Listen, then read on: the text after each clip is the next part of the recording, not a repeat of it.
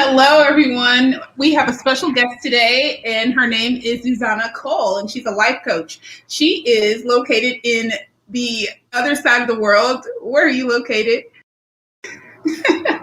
Hello, everyone. We have a special guest today, and her name is Zuzanna Kuhl, and she's a life coach. She is located in the other side of the world. Where are you located?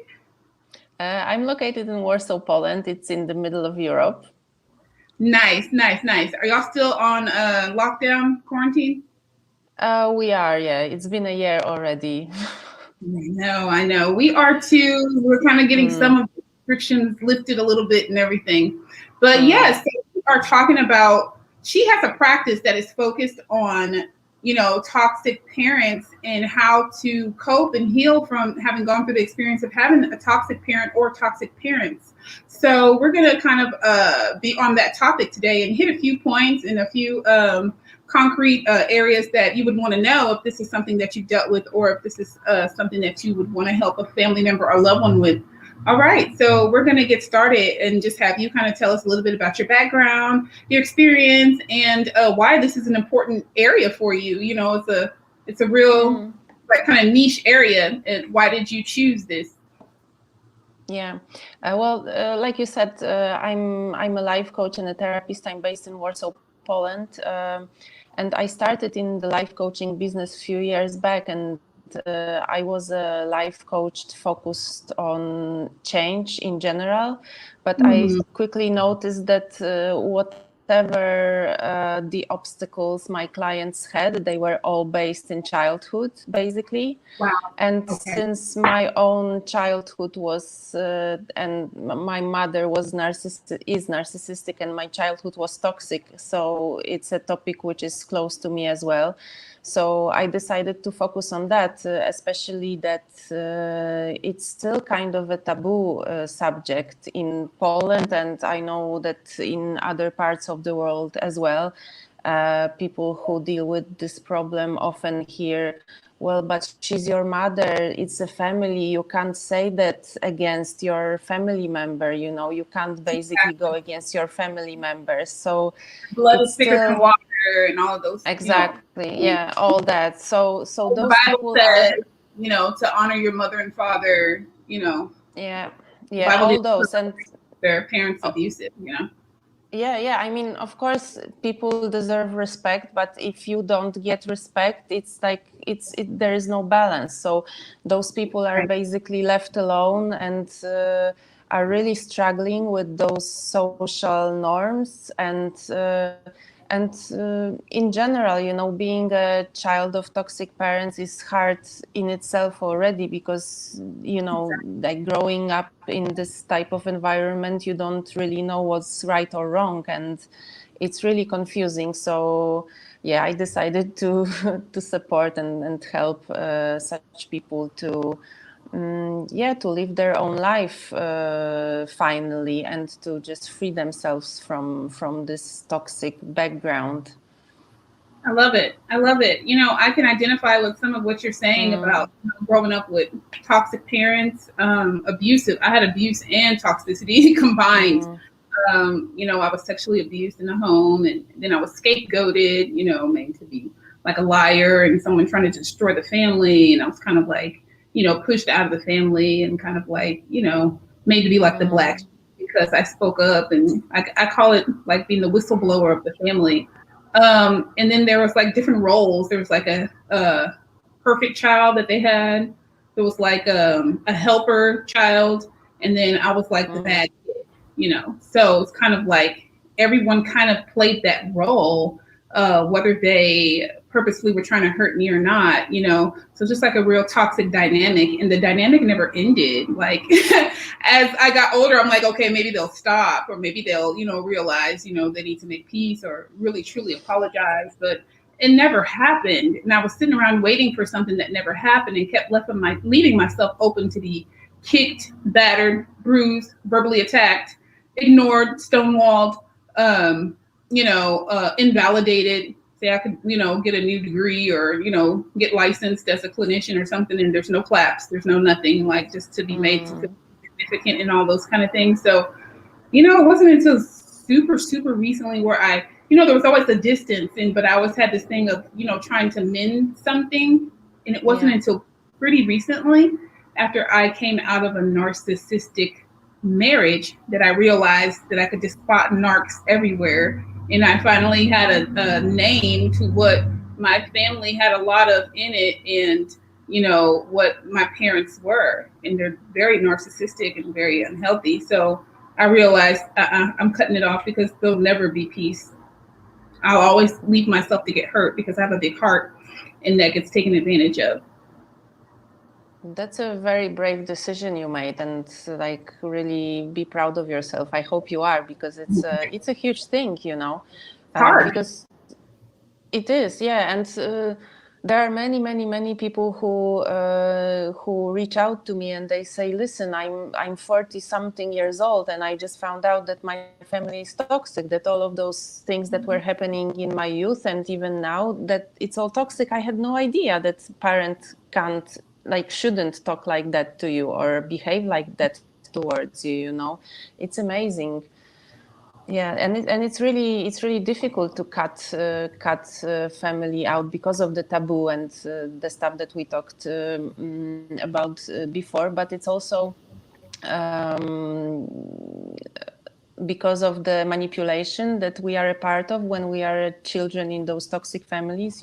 Because toxic parenting, it's from being overprotective to the total different side of the spectrum, which is neglect, mental, physical, sexual abuse, and it's everything in between. It's comparing siblings, putting them against each other, like you said, putting them in different roles where one is the scapegoat and one is the golden child, one is invisible and the other one is this clown who's making everybody laugh. And yeah, that's the roles that we play in those families. So it's really so much like miscommunication and just like plain manipulation. And growing up in this family, you don't even know what is good and what is wrong, and you have no idea. You think, because when you are a kid, you assume that your parents are gods. Whatever they do is good, whatever they do is right for you, because they are right.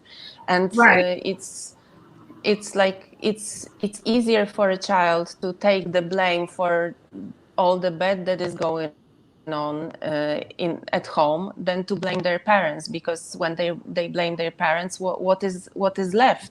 If the god, the parent, the god is, if he and she, if they are bad, then like how can I deal with life? I'm totally dependent on them. So it's also a great burden of guilt that those people grow up with and enter the adult life and enter a relationship with, other relationships with. So the other thing is that trauma and toxicity, it runs through generations. So if you are a child of a toxic parent, it's pretty probable that if you don't address this issue, you will hand it over to your children. So it's really important to address those issues if you are starting to be aware. I want to add to like what you said, it's passed down from generation to generation. And even if you're not the toxic parent, you may have entered into a relationship with the person that you had children with, and that person is toxic. So there's this toxic dynamic that the child is witnessing, even if you both are loving the child.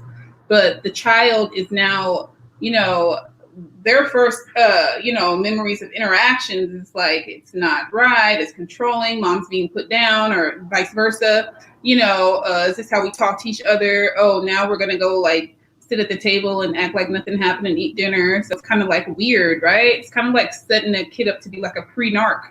Yeah. It's not good at all. So yeah, I think that it's so important to know, like, if you felt bad, you need to make sure that you're very careful not to let that same pattern fall into place whenever you have kids. I know one thing with me is I was like over what is it called, overcompensating for the fact that I had such a bad childhood, that I kind of like over spoiled my kids. So I'm learning to, pull back and be tougher with that, because people tell me like, hey, Tina, they haven't been through anything, but you're treating them like you just, rescued them from like some orphanage and they were like abused. They've never been through anything. You're spoiling them. Okay. You need to hold them accountable. You need to, not reward them constantly, and let them know that they got to work for things. And, if not, you're going to set them up for failure because they're going to be too dependent. So it's probably like 5 years ago or so, I started working on that and making sure that I was trying to, that's called like being overbearing too, because you're like so involved and you're like trying to make sure everything in that kid's life is right. And that's not good either. Yeah, exactly. That's the other side of the spectrum, overprotectiveness and just like trying really hard to take every possible obstacle out of your children's life. And it's great in a way, but on the other hand, kids need obstacles to learn. I mean, reasonable obstacles, but you know what I mean, yeah? They needed to learn that not everything goes according to their wishes, that, there needs to be some friction in order for them to grow. So, but that's great that you had those people around you that were objective and could point that out, right? And that's also what a therapist does in a therapy environment. And this is great for healing, because when you are a child of toxic parents and you don't know what's right or wrong, it's really hard for you to start seeing things as they really are, and you kind of need this validation that, listen, you didn't do anything wrong. It's not you that is the villain here. You are the victim of this situation, not the one that should be ashamed or feel guilty, because shame and guilt, exactly, shame and guilt and other difficult emotions are just every day for adult children of toxic parents. So it's good to have somebody who will objectively to help you look at it in an objective way. Yeah. So how can, having been raised and reared by toxic parenting, affect your life and relationships? What kind of things, could you run into having not dealt with that part of your life? Well, it's there is a syndrome called adult children of alcoholics, ACA, and it's the same with the adult children of dysfunctional families. It's because alcoholism is a dysfunction. It's the same as the other toxic traits of parents, right? So all the symptoms of adult children of alcoholics, which is basically based on very low self-esteem. And everything basically stems from that. And it's, low self-worth. You think that you don't deserve, you think that you're not enough, and it can exactly, not worthy of love, of attention, of a raise. Yeah, exactly. And it can go both ways. You can compensate it by being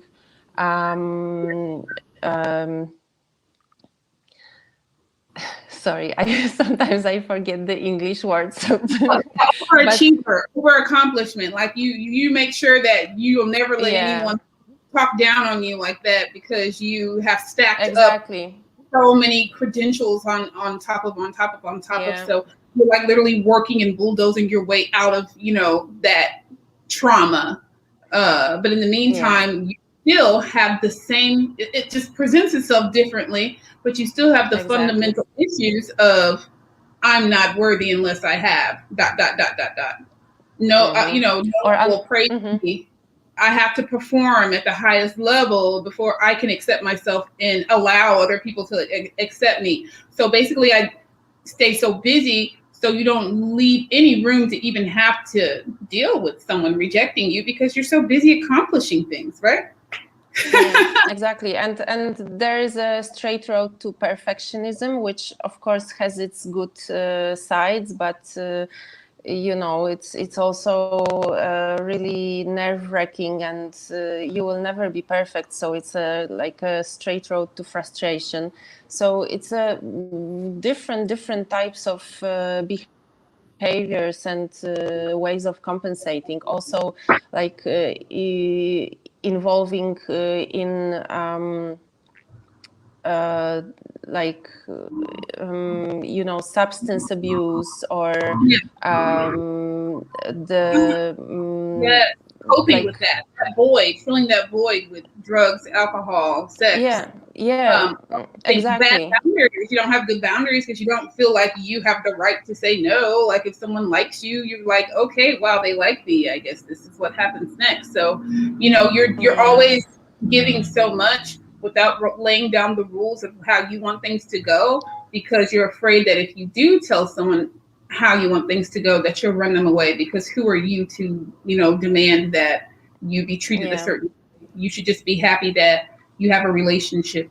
So, all of these things happen and you'll be like, gosh, this guy's very handsome. Why is he, feeling this way? Or wow, this woman's gorgeous. Like, what's mm-hmm. going on? Well, no one's ever told that person that, so Yeah, they don't feel that, and nor have they ever been treated that way, throughout their life. So they don't, this doesn't matter if you've been treated like you have poop on your face all your life. yeah.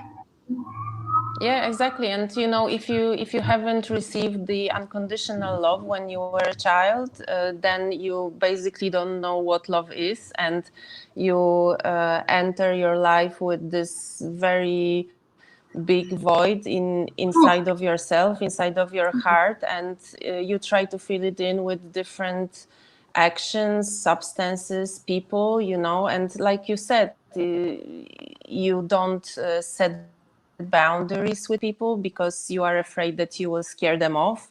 You feel that you should be giving and giving and giving, and you're afraid that when you stop giving, that then they will not love you anymore because the love was conditional. The love that you received was conditional because you had to behave in such a way. You weren't allowed to be yourself. So it really makes adult life complicated, especially entering relationship, like intimate relationships, because you have a tendency to really be okay with the bare minimum that somebody gives you, because like each tiny proof of affection from somebody, it's like the spark of love that you like, you feel, you like, you smell the love, and it's like all of a sudden you're totally overwhelmed, even if it's just like a tiny proof that somebody just likes you or wants to talk to you or whatever. It's not even love, it's just like really bare minimum, and you are so caught up with it, and you want the love so much that you stick to it, and it can end up in a many different types of bad ways, because you end up in relationships that aren't really good for you, basically, with the narcissists, with people who want to use you, or there is no love. It's like it's something that you are searching for, and that you're never gonna get outside of yourself, basically, It's because your like parents want. Yeah. it's like you settle for like, or you're always making excuses or giving second chances to, because you're like, oh my gosh, I need to go ahead and deal with this. I do care about this person. So eventually it'll be, you know, reciprocated to me. And wow, if I have to leave this relationship, gosh, the other one didn't work out either. I'm just like unlovable. That's that lie. Yeah. I'm unlovable. It's like your mind is telling you that you're not allowed to fail at something, or somebody can fail you and you really did give your all, and that is still a scenario that can happen if you didn't put up boundaries and put your foot down in the beginning. You may not have done anything wrong, but you allowed someone to mistreat you off the top of the relationship, at the beginning of the relationship. There was little signs and you ignored them because you were so infatuated and dreaming up this love that you let your mind go way further than what was actually in front of you. And you ended up in a really bad situation doing that, because you cannot will anyone and wish anyone or pray anyone into being healthy, being honest, not being deceitful, not being abusive. You know, you can only manage your own tempo. And it's like a control thing to think that you could change someone. So that person's even resentful to you in that relationship because they feel as though you're trying to control them, and they just want to be themselves, which is not that kind of a person. Yeah, exactly. So the whole purpose of the therapy of the adult children of toxic parents is to take care of this void, you know, take care of this void yourself, because now you're a grown up and you can give this the child in you, basically the love that he or she never had. And this is the inner child therapy, which is pretty effective, and in my opinion it's so effective because it works in subconscious mind more. It's not like the cognitive therapy. Yeah, of course, cognitive therapy is really important, and you know, you need to hear the story first and you need to talk about it, and it's really important too. But all the magic happens in the subconscious mind, and the inner child therapy, I really recommend it. It's just seriously, it's magic, because you know, the sooner you realize that you're never gonna get the unconditional love again, it's gone. I mean, this part of your life is gone. You're not a child anymore. Your parent is probably never gonna be the parent that you want, and the sooner you realize that, the better for you. And the next step is to just give the love that you have never received, and the support and the recognition that you never experienced, to give it yourself, to yourself. And that's the source of the healthy self-esteem that can build up on that. And with the healthy self-esteem, you can decide who you want to spend your life with. You can decide who your friends are. You are not afraid to set boundaries. You are not afraid to be yourself. You don't have to add all those, accomplishments. You don't have to make another. I mean, it's great to develop, and I love it. I love doing workshops and stuff, but it's not, you don't have to do it in order to feel okay and to be okay. You can be just just how you are right now, and you are already perfect, so that's the point that I love all of us to be, and it's possible with therapy. I think that work is so integral to healing, and you just have so much, you just feel so much more empowered once you do that. And a lot of people think, I do love myself. I do. They are completely oblivious to the fact that they are being used in several different areas of their life, at work, in their family of origin, and they're an adult, in their marriage, and by their kids. So they're being used and treated badly, and they have bad boundaries. Like, all these things are going on, and they're in denial of that, and they're depressed, and they're overeating, or they're fatigued. They have no energy. They're drained because they're giving everything that they have to everyone else, and they leave nothing for themselves. And that's something that I was doing for a long time. I'm like, I'm a performer. I'm a high executioner. Let me help you because you don't know how to do this. So I'm going to do it for you. Oh, you need help too. I'm going to do that for you too. Oh, you need help. I'm going to do that for you that too. Oh, I feel good because I'm helping. That person is just like using you like an ATM machine that has a default. And if you go press however much money you want out of it, it's going to come out and you're going to keep doing it. Because like, oh my gosh, I don't want to tell anybody about this. Oh my gosh, this ATM machine is like behind the store. Like nobody goes back there. It's like ghetto back there. And I found out that this particular ATM that seemed to be like out of business is working. So I'm going to keep going and getting money whenever I need to. Ooh, it still works. Ooh, I still got what I needed and I didn't have to give anything back. You know, and I'm not being held accountable for the money that I'm taking because no one knows, you know, so that's kind of like all of the relationships that I've had in my life, you know, and other people that have been through some of the same things that I've been through have had those things happen to them too. So, you know, it took me leaving the narcissistic marriage was so bad that it was just eye-opening to everything because I was like, never again in my life will I ever feel like this. This can't be my life. So my boundaries are like so healthy. My self-esteem is so healthy. My confidence level is like through the roof. And my focus and vision was never not there. So it's not like I was like a depressed, like sad, like person that didn't have self-esteem. It's just like I wasn't empowered to say, I don't have to deal with this. I'm not gonna put up with this. And you don't have to be in my life. I can decide that if you don't change, or you're not willing to change, and you're not willing to admit anything, and you're not willing to make peace or hear me out or be empathetic, I don't have to stand in this place for you because all I'm doing is helping you continue to be the way that you are. Yeah, good for you. And you know, the setting boundaries actually is the great test for all the relationships. You know, when you figure out what is that you need and you start setting boundaries with your friends, with your spouse, with your partner, with your parents, run away. and yeah, and you don't receive an understanding or at least a listen from the other side, that means that the relationship is toxic. You know, that's easy. And this is what people are also afraid of.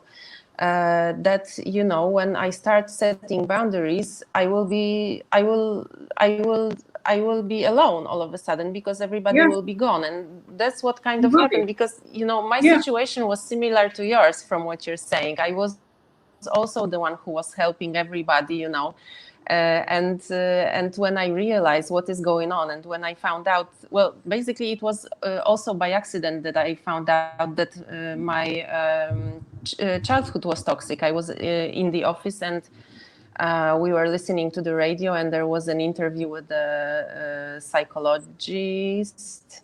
With a therapist basically, and she was talking about the parentification, the notion where exactly, the switching roles of the child and parent. The child takes care of the parent, and it was like, oh my God, this was my situation. And all of a sudden I'm 30 something years old, you know, and I found out that everything was basically a lie.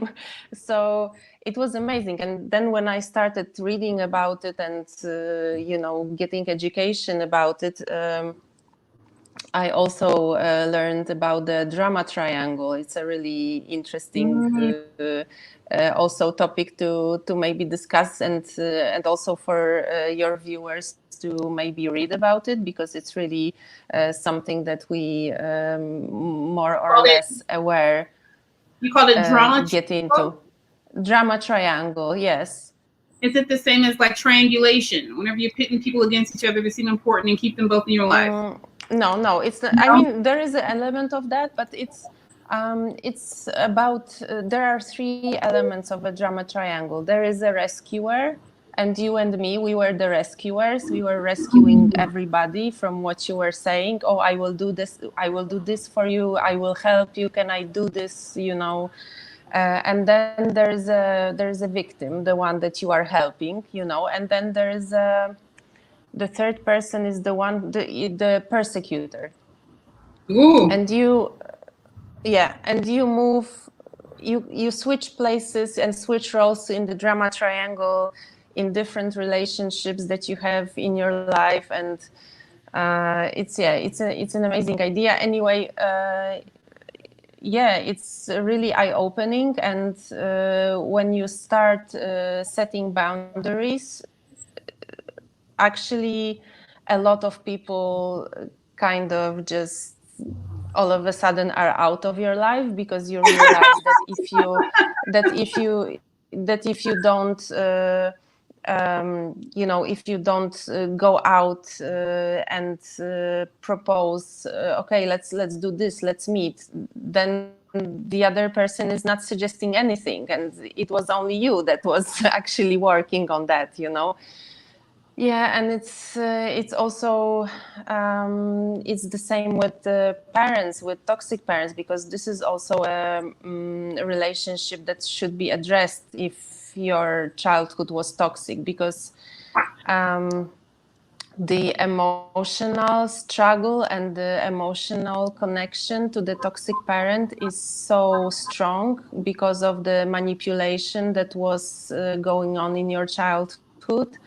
All of those manipulative, really bad mechanisms that were planted in your head and in your heart that make you feel guilty about setting boundaries, just living your life, doing like whatever you feel, what? Sorry, like self-doubt as well. Yeah, so it's really important. Yeah, of course, yeah, and it's really important to address it and start taking care of yourself and figuring out what is good for you, because so many times we think about everybody else, we want to help everybody else, but we are afraid to take the focus from the people to us, like. So yeah, it's an important part of healing, figuring out what is that I want, what is that I need, and yeah, I want to add on to that. When you start to do that, toxic people will say, "Oh, she's selfish. Oh, look at her. She thinks she's all that now.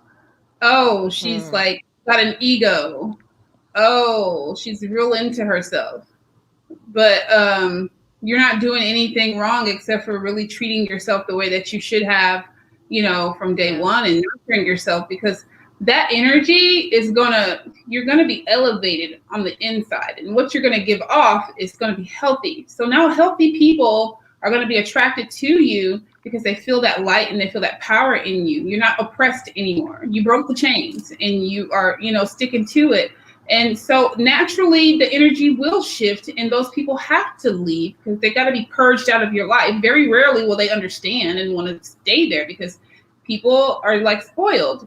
This is what's supposed to happen. You've been conditioned this way. Why are you not doing it? You're bad. That's just how people are that are toxic, And once you break those chains, which is the hardest thing ever in life to do, because you're totally rewriting your brain, you're totally reprogramming everything that's in there. There's a huge paradigm shift, and you're no longer self-hating, self-blaming. You're no longer thinking the grass is greener on the other side. You realize this is enough. I'm enough, and I'm going to work on all of this, and I'm going to heal all of this, and I'm going to start to feel better, look better, go out and face the world with more confidence, because I'm sure of who I am. No one can, I'm not wavering around anymore. I'm not a branch. I'm the roots of my own tree. And people that I want to add on to it will be the branches. I'm not going to be the branch of my own life. No more. So when you stand firm like that, people think, who does she think she is? And she's not all that, and she's really overvaluing herself. She really over-evaluated herself. Let's dump her. Let's reject her. That way she pipes it back down and, realizes that she's not all that, and you say, okay, well, the journey continues. Might be a little lonely right now, but it had to have happened for a reason, because I know that me healing myself can't be the wrong move. And I'm not going to be ashamed about anything that is authentic that I do, say, or live,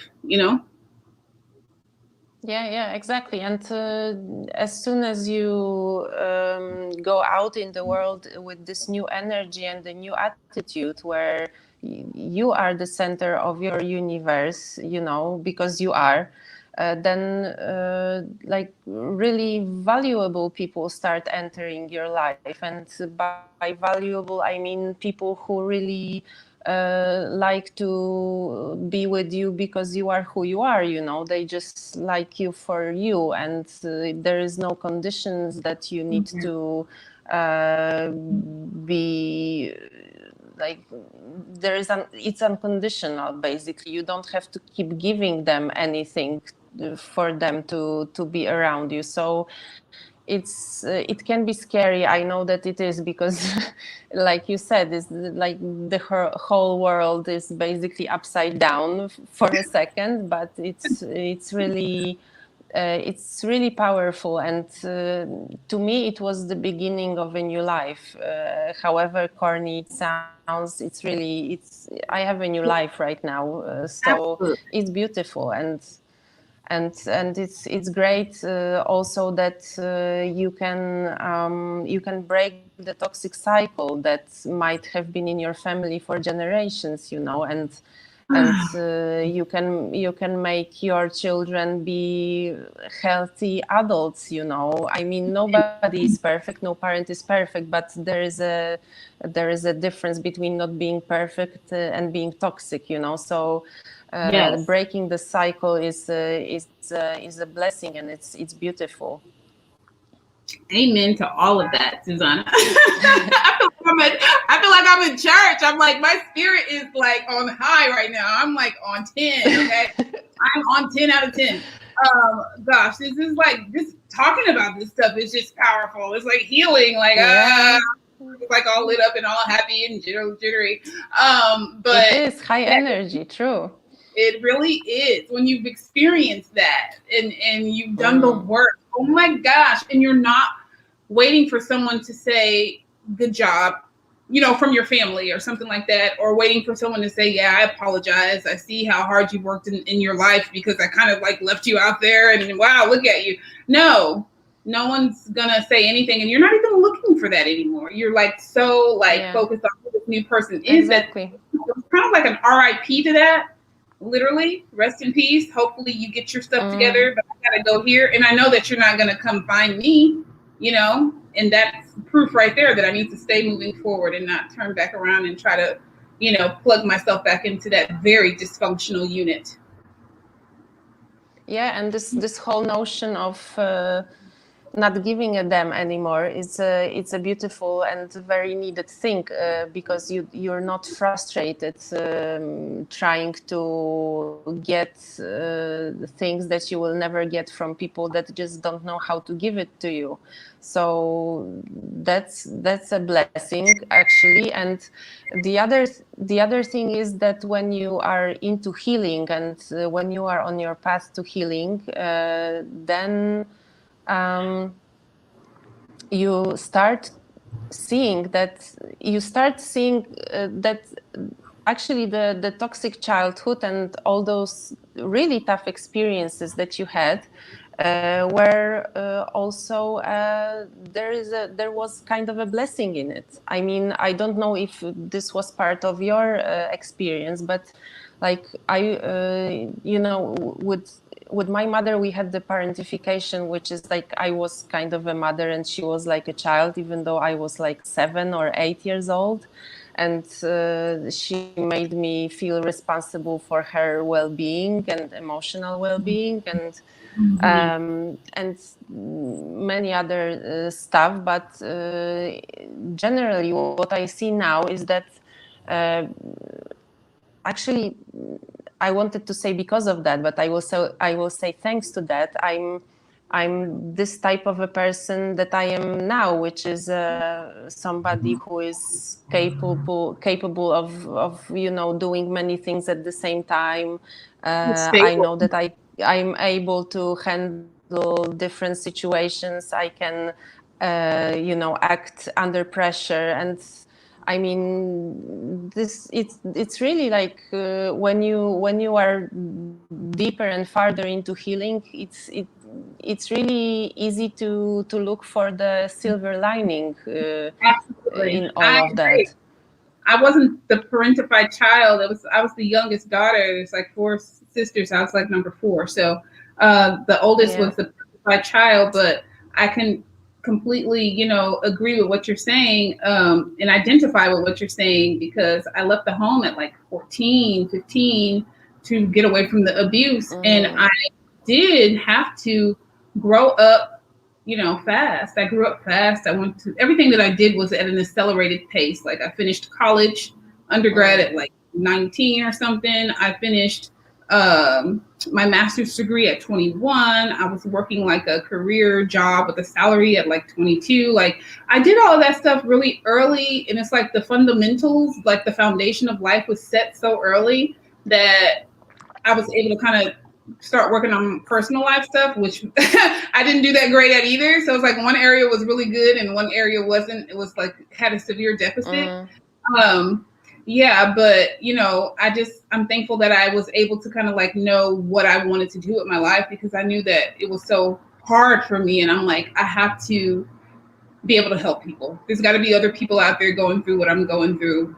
I want to be that like down to earth, not stuck up, look at my flaws too type of a therapist, that really makes people feel comfortable. And one of the things that I do, whether it's therapy or coaching, is I kind of come down to my client's level, and I'll share like a little bit about something that can identify with what they're saying, because a lot of times they're coming in there with some information they feel they may be judged on, or they think that you're like this perfect person because you're a therapist, you're this great healer, and they think there's no way that you've been through some of these things. So when I reveal some of that, they're like, oh my gosh, okay, I picked the right person. Like, yes, you did. You picked the right therapist, because I literally went through exactly what you went through, and this is how I made it out, so I just, it feels really good to help people when I'm at work. And that's what I'm trying to do now with my life, is because before it's like, oh, she's a therapist, and everyone wants help or wants you to listen to them, and you already did that all week.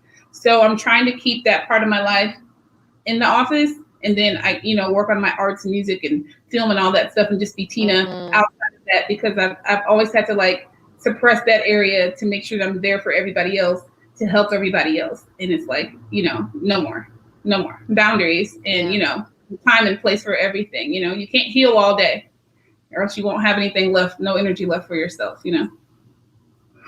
Yeah, exactly. Boundaries is the key, and self-care, especially doing the work that we do, self-care, and and realizing that there is a limit to everything and to everyone. Also realizing that there are people who you are not able to help. It happens, there are some people that you're just not gonna help, and that's also fine. There are other therapists and other coaches that will have a different experience with that person. This was a difficult one for me. I like that. Yes, you gotta like be able to say, I can't work on this. Like, this isn't this, I think that you would do better like finding someone who specializes in this particular area. I like that, because, our ego will get ahead of us and be like, okay, yeah, I can take that on. And then you get in there and you really know what to do with them. So, there's a plethora of helpers, healers, therapists, coaches now. So, I would try to, and I do try to turn people in the right direction, because it's really not about money. It's about making sure that person, is really able to get something out of it whenever they leave, treatment. Mm-hmm. Yeah, exactly. And be able to manage everyday situations on their own. This is my goal in therapy, and this is also what's beautiful in the working with inner child, because it's also it's a tool that you can use in everyday situations, because it's not about spending an hour on therapy once a week. Of course, it helps and it guides you, but then 99.9% of your time you are alone in your life, and you have all those difficult situations that for example, when you get triggered by something that somebody did and it reminded you of your childhood and you're not Mm-hmm. even aware of that, Yes. it happens a lot. And then, you know, it's about giving tools to work in those type of situations also. Yes, yes, I love it. I love it. So these are like, there's so many things that can come up with the work that you do. I mean, you got to go into the family dynamics, family systems. You know, I'm a licensed marriage and family therapy, so I'm all about that systemic, you know, way of treating and handling a case. And I mean, this is just completely, you know, family therapy.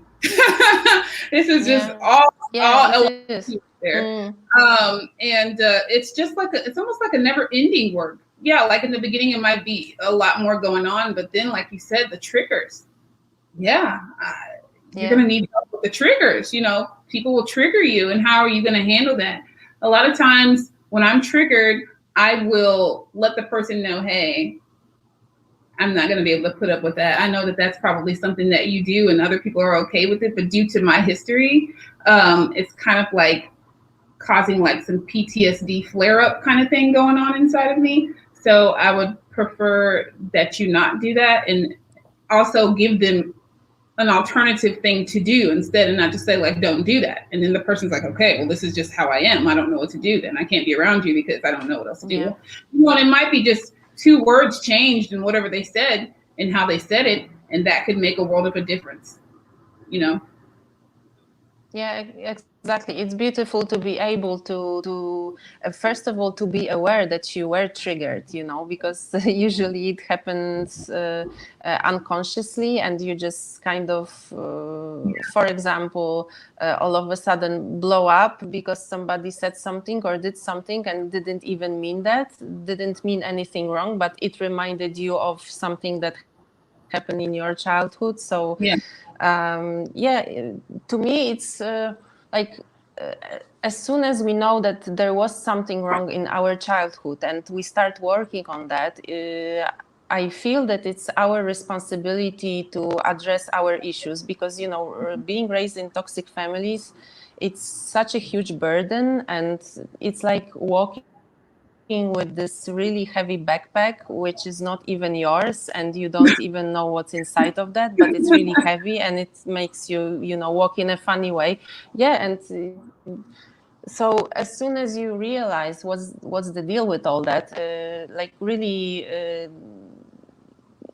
taking responsibility for how you behave, how you react, what your emotions are, and listening to your emotions, because this is another thing that we weren't taught to do.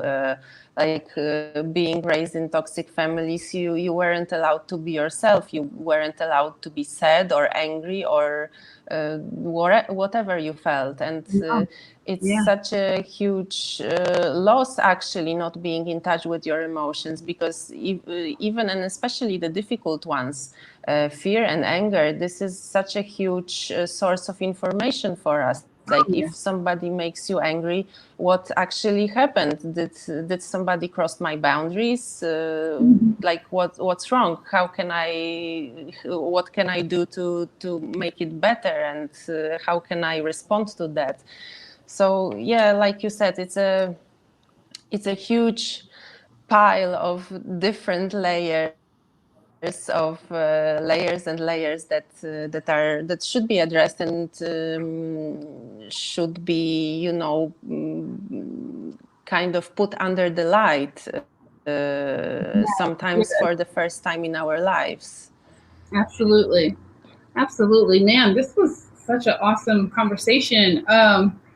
Miss Zuzanna, would you come back? Would you ever like come back on at another time? Because I just think that there's just so much more information to share. Let's do this. Let's do this. With the tribe. Yeah, so I would like for you to be a reoccurring guest. Anytime you like want to, come on and have a topic that you want to discuss. Oh, I would love to. This was awesome. Can you let people know where they can find you? Online. Any programs that you have going on? Anything that, if they're like, ooh, I need that work done. I want to do that work. I want Zuzanna in my life. I don't care if she's in Poland. I'm calling her. Yeah, go ahead. I mean, you can reach me through Instagram. This is how we connected with Tina, actually. My Instagram is surviving.toxic.parents, and I put almost every day, I put some information for you to support you in your everyday struggle with toxic parents. So it can be a support for you. Also, if you feel like having a session with me, just DM me and we can set the date and time. I also have a website, zuzannakuhl.com/English. There is some information about my background and how I work and what do I do to support adult children of toxic parents. So feel free to connect. Awesome. Man, how long have you been doing this? Because this is just like, it's just like second nature for you. It's how you live your life, and I can feel that. Thank you. Well, I started in 2016. So it's been 5 years, and I've been going deeper and deeper and learning new modalities of therapy in order to be, effective the most. But and it's also my experience, and since my childhood was toxic, and I was actually able to create a new type of connection with my mother, which is it's a miracle, basically. I didn't realize, if you told me a few years ago that I would have a loving relationship with my narcissistic mother, I would have never ever think that it will ever happen, but it did, and it's going on. So it's possible. I mean, it's not always possible, and I don't want you now to think that it's not like 100%, but it happened with me, and I was able to heal our relationship, and I was able to support the healing of relationships with my clients with their parents, and that's what I do on the everyday basis, daily basis. So it flows out of me, it's my experience. That is awesome work. So yes, I know that this is an area that will help a lot of people, and I'm so glad that you've shed light on it. When I saw your page, I'm not sure how it all happened, but I was like, that's important. It's like it spoke to me because it's something that I like. That's important. How does this all go? Let's talk to her. So just thank you for making yourself available. Thank you, and I apologize for having to move back this time, even though you're 6 hours ahead, and I'm keeping you up late. You're the best. I appreciate your understanding, and we'd love to have you back, guys. Make sure you go check her out, okay? And hopefully you'll see us back doing another topic on this, toxic parents. All right, take care. Peace, love, and light. Bye.